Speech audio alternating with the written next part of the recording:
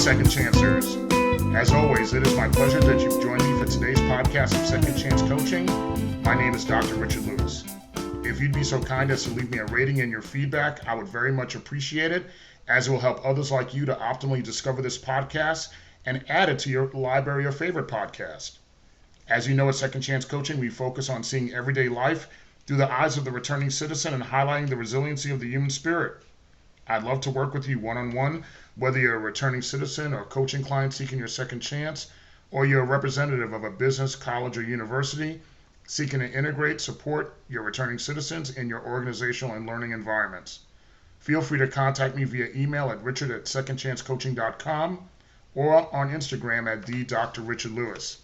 Today we'll be talking about women, prison, and reentry, and we have our special guest today, Dr. Zaria Davis. So give me a few minutes and I will read her biography so that I can introduce her to all of you. Dr. Zaria Davis is a mentor, educator, and advocate. She is a senior associate with the Pretrial Justice Institute, focusing on advocacy and community engagement. Dr. Davis serves as a coach and consultant for nonprofits, servicing directly impacted communities through New Direction Coaching and Consulting, LLC. Dr. Davis is also an experienced grant writer and reviewer, and she is passionate about working with women in reentry and launched Filling the Gap Reentry Services in 2019. Filling the Gap Reentry Services addresses many of the voids of services in her community for formerly incarcerated women. Filling the Gap also serves on the Unlock Higher Ed Steering Committee, which advocates for the removal of barriers for incarcerated and formerly incarcerated scholars. She also serves on the Ed Trust Justice Fellows Advisory Board. Dr. Davis holds a doctorate of social work from Capella University, an MSW from the University of Cincinnati, and a BA in sociology from Wilberforce University. She is currently enrolled in Eden Theological Seminary, pursuing her master's in divinity. Dr. Davis is a member of various local and national organizations, such as Just Leadership USA, Leading with Conviction 2019 as a graduate. She also is the Community Leaders Institute 2019 graduate, Excel 14 2019-20 graduate, and currently a member of Leadership Cincinnati's class number 44. She serves as a board member for Dress for Success for Cincinnati, chairing the program committee and the Robert O'Neill Multicultural Arts Center. Dr. Davis is also a member of the Rotary Club, Impact 100, Junior League of Cincinnati, International Coaching Federation, and she's a life member of the National Association of Blacks in Criminal Justice, as well as Wilberforce Alumni Association.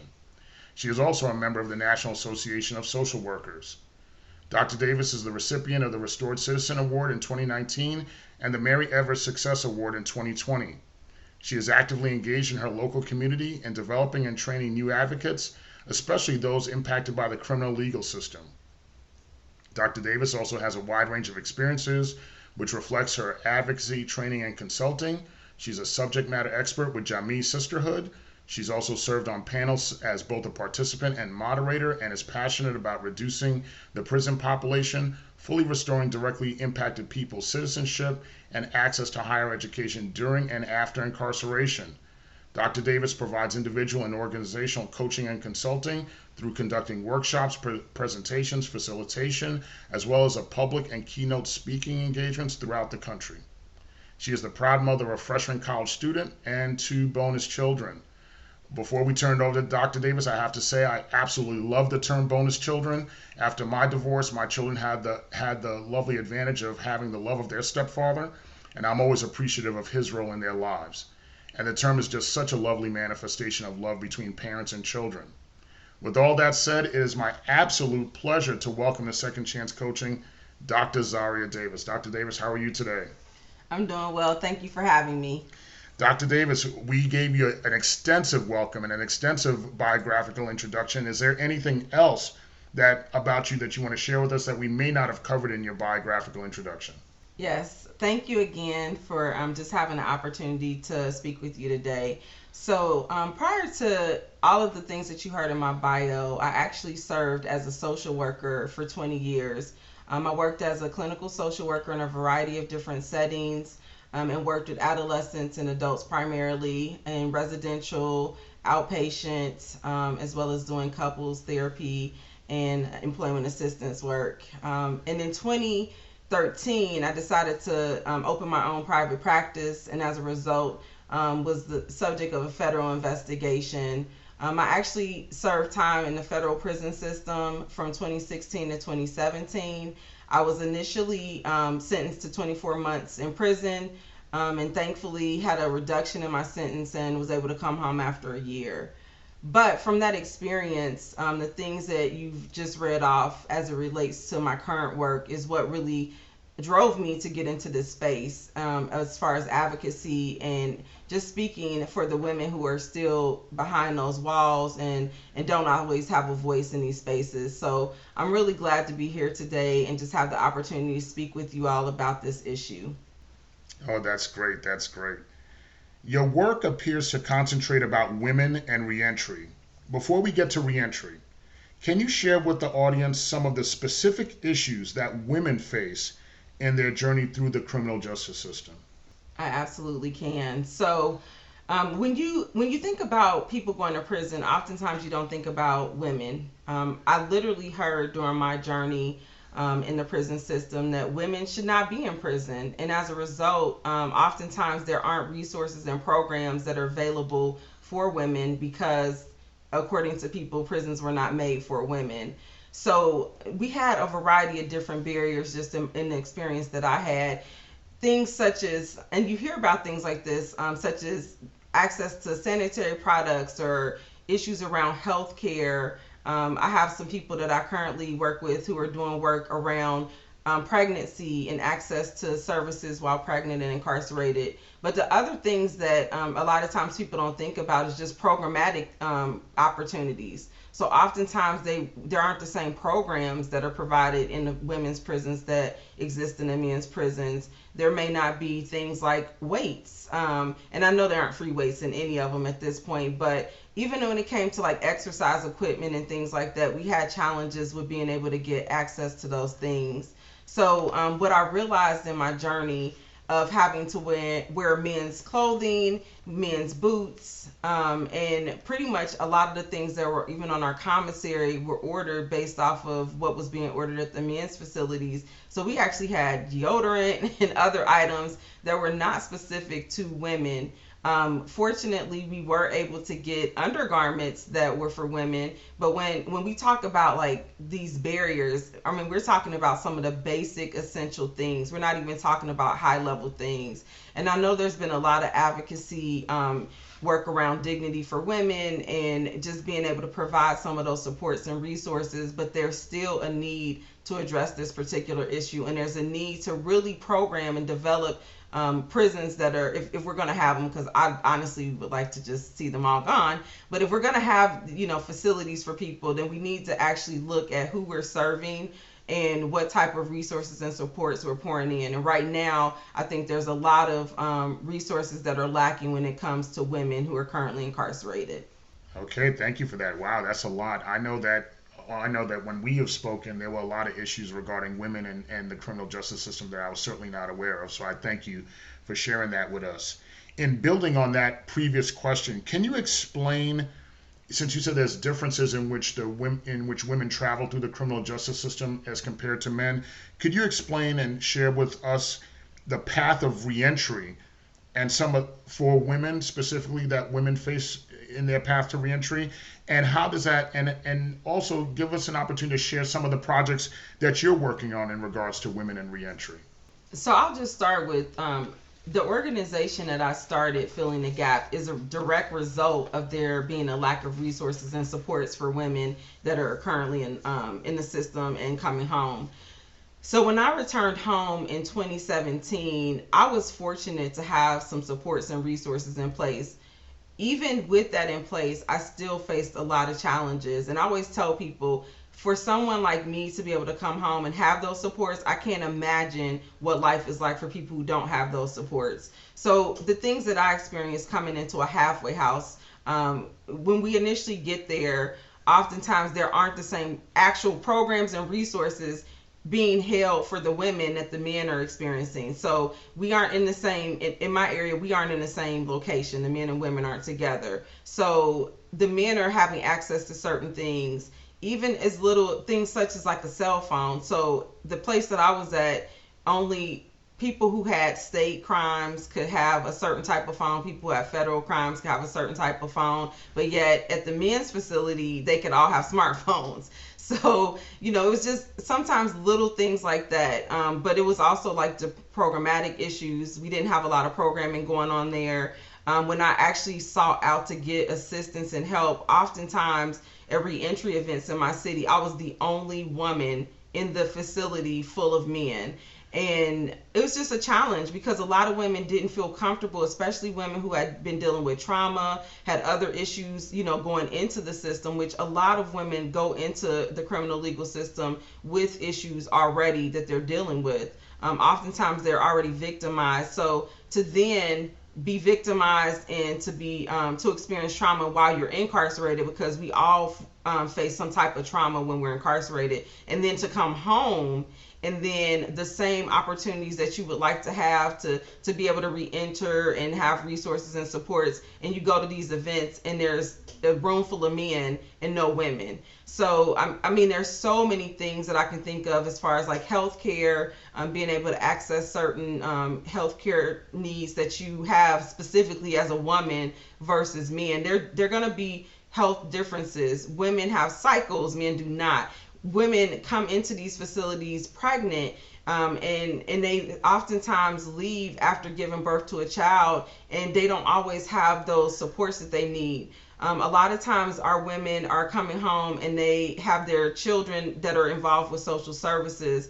And so now they're having to deal with the social service agencies and trying to figure out a strategy to be able to get their children back while also trying to find housing, trying to get employment. And so the barriers that people face in reentry as far as like housing and those types of things are often, a reality for everyone. But what I see oftentimes is that there are certain positions that are more geared towards men, like construction or maintenance or just different things like that. And I'm not saying that women can't do them, but they don't oftentimes seek out women who are returning home or think that we are capable of doing those. And then there are other positions that women are interested in, but because of their felony conviction, they're not able to get involved in. And so I think that we have to always, again, take into consideration that there are going to be specific barriers that women face when they are transitioning home that men just don't have to deal with. The programs and resources, the way that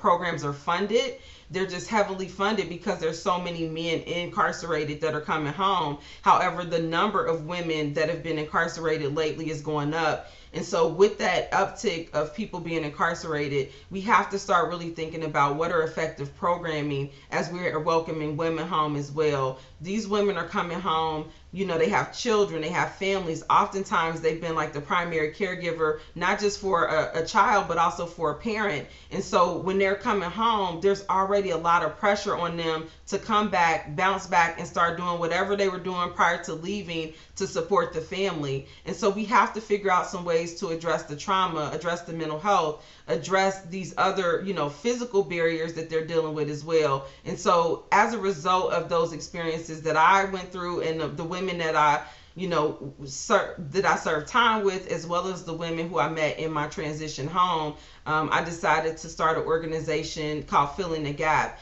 And what Filling the Gap does is it does just that. So I don't try to duplicate services. The goal of my organization is to provide opportunities for services that are missing in those women's lives. So I partner with local organizations that may be doing reentry work, but I also make sure that we're addressing issues such as access to higher education, dealing with the trauma of coming home. And I just think that the trauma looks differently for men and women. So our program, which is called Women in Transition, specifically talks about health and healing, and just talking about some of the barriers that women deal with as far as like with parenting and getting reintegrated back into their children's lives.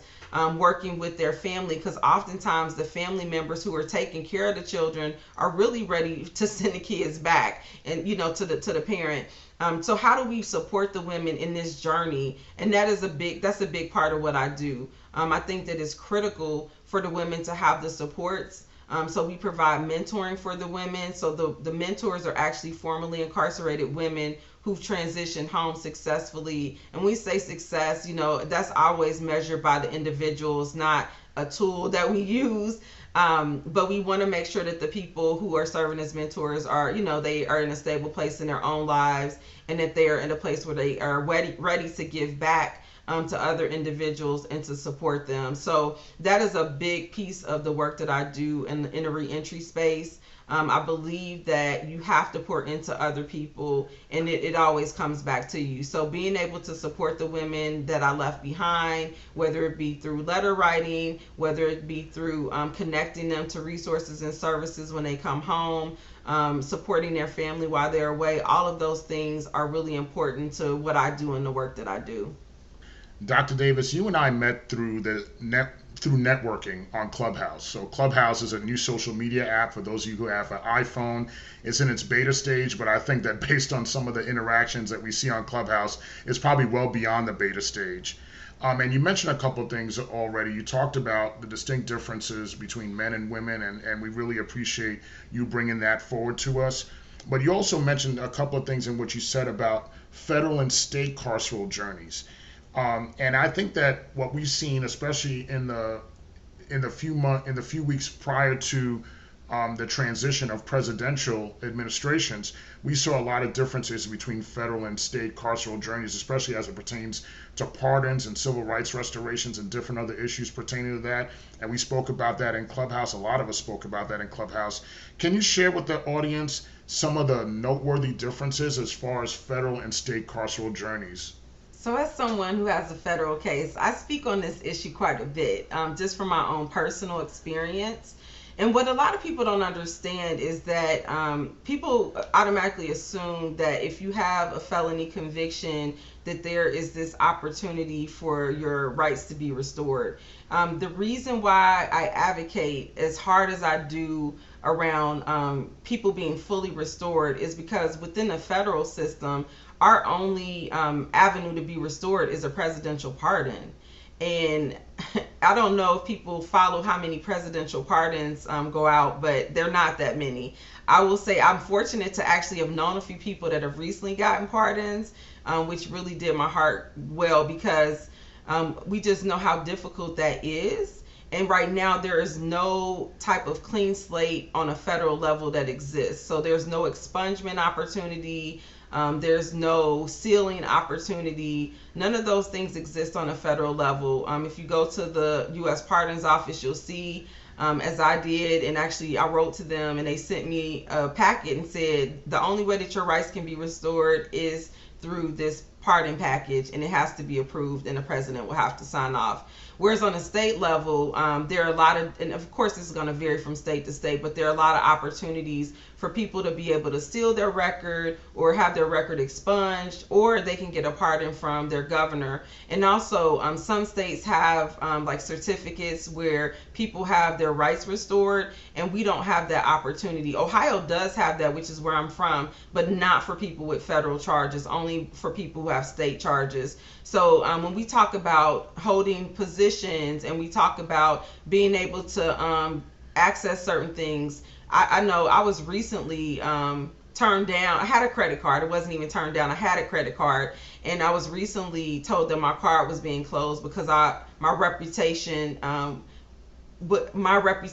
was a risk to that particular company, and they felt like I wasn't good for their reputation as a company because of my criminal record, is basically what they said. I've also been denied life insurance as a result of my case, and a variety of different things that you would think once a person has done their time.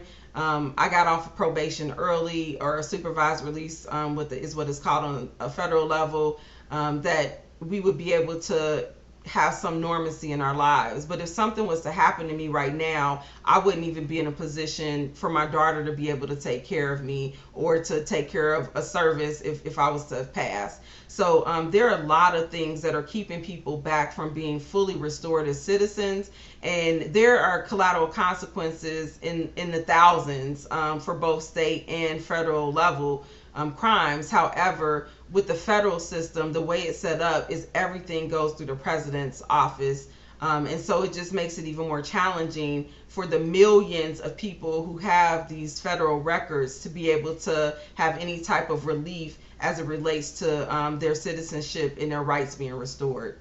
Thank you for sharing that with us. We're gonna later on, as we conclude this podcast, we're gonna figure out how to get in contact with you, stay in contact with you, and myself and our worldwide audience. So we're gonna support the presidential pardon for Dr. Zaria Davis. So we're gonna talk about that in our last question. But our next to last question, before we get to that, what are some of the projects or specific events or projects that you and your organizations are doing in criminal justice and reentry that you're working on right now? So I'm fortunate that I actually work with some amazing organizations out here. So not only do I have my organization Filling the Gap, which is based in Ohio, we are running a program that is about to get started, and it's called From Prison Cell to, it's launched with From Prison Cell to PhD, and the program is called Prison to Professional, and it's a 4 to 5 week course for people who are formerly incarcerated or have a conviction who are interested in pursuing higher education.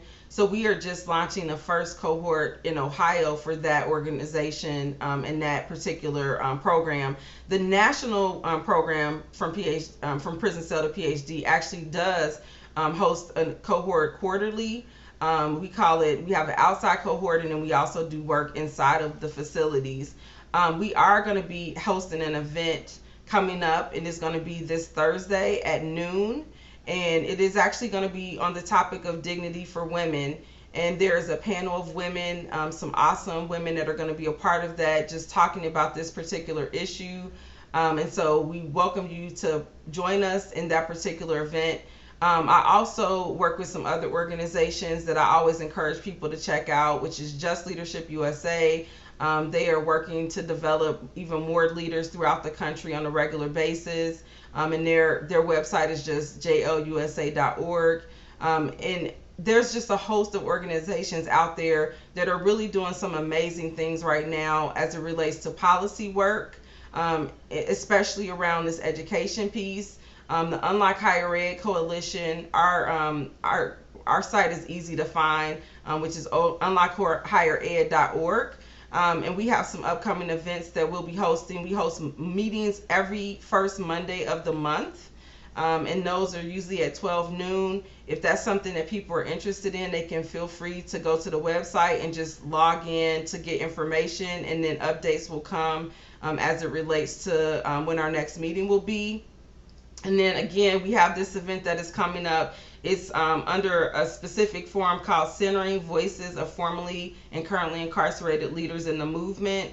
And again, it's Dignity for Incarcerated Women. And that's going to be Thursday, March the 4th at noon. It's via Zoom.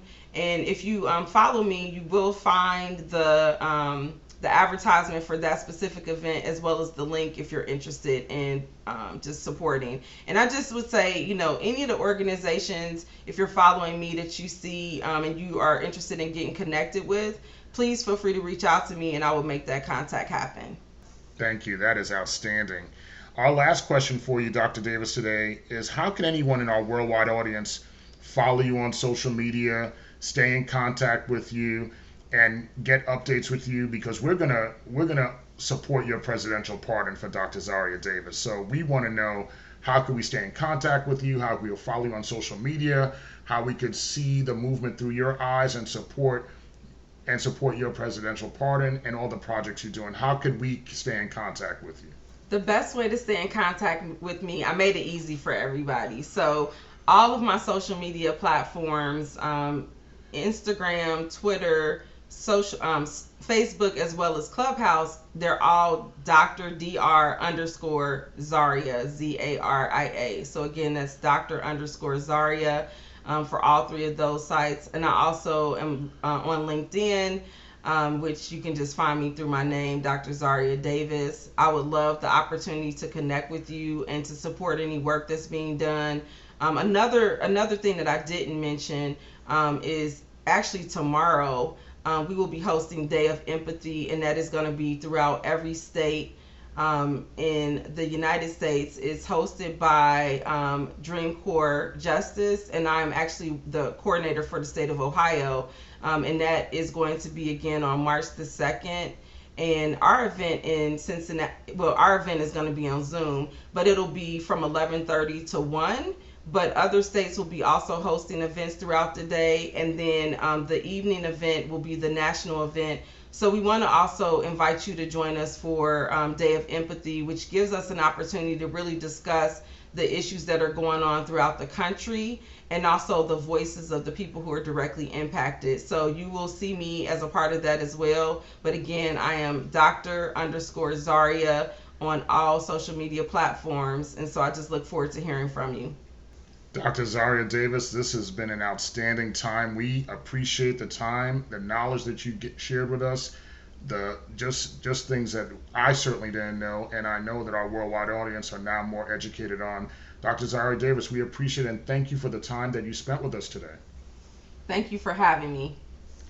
Once again, if you'd like to work with me one-on-one, whether you're a returning citizen, coaching client, or representative of a business college or university, please feel free to contact me via email at richard@secondchancecoaching.com or via Instagram at @the_Dr.RichardLewis. Remember, if you've been blessed to see another day, then you've been blessed with your second chance. It's up to you to make the best of it. I love you all. Take care and see you next week.